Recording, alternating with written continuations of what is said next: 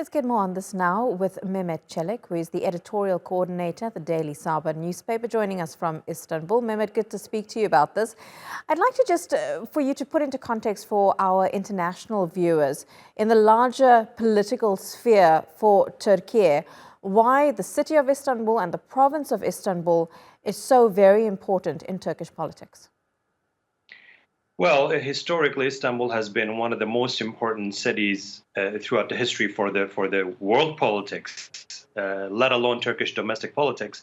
Napoleon, as Napoleon once said, if the world was one country, Istanbul would be its capital. So, if we were to put aside its size in population, its significance when it comes to commercial activities or cultural activities, if we were to put these aside, its political influence and political significance is hugely affecting Turkish domestic politics, because there is this belief in Turkish policy that whoever rules Istanbul will be able to rule Turkey. So there's that huge significance when it comes to the electoral, how the electoral reflect their will in the ballot box in Istanbul. It actually gets reflected as a large scale vote in across the country when it comes to general elections as well. So if we were to talk about just Istanbul's budget alone, it surpasses some of the ministries in the country. If we were to talk about the population of Istanbul, it surpasses some of the European countries. So there's this, a country within country actually is what we can call Istanbul. So its political influence on not just domestic politics, but even in international politics, Istanbul has a huge place. So who rules Istanbul makes a big difference.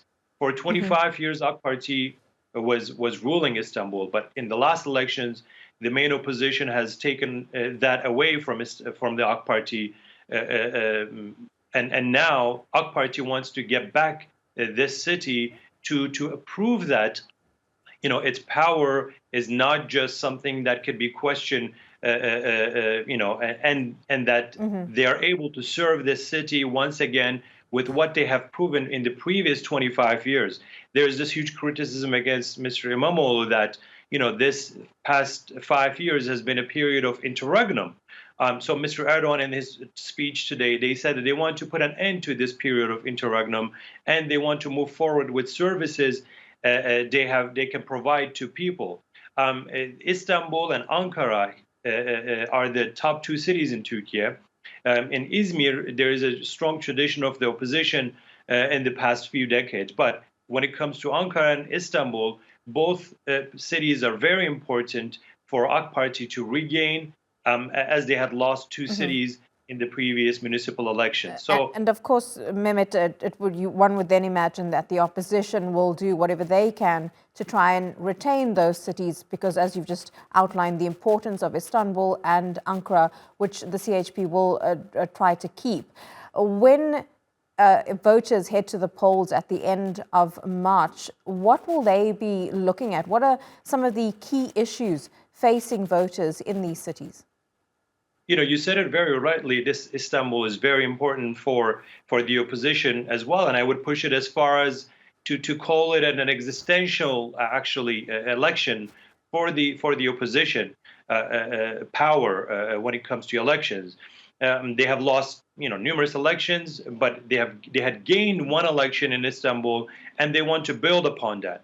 And to answer your second question, I think earthquake, that we had, unfortunately, has become a big awakening for the voters in Istanbul as well.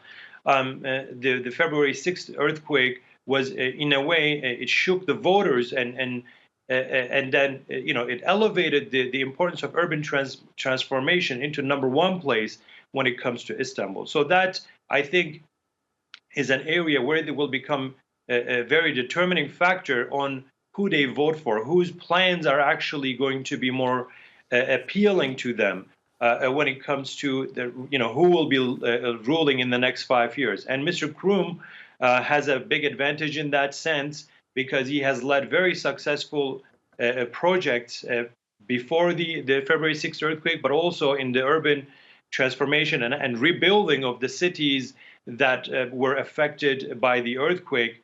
So he has had very successful projects in those zones.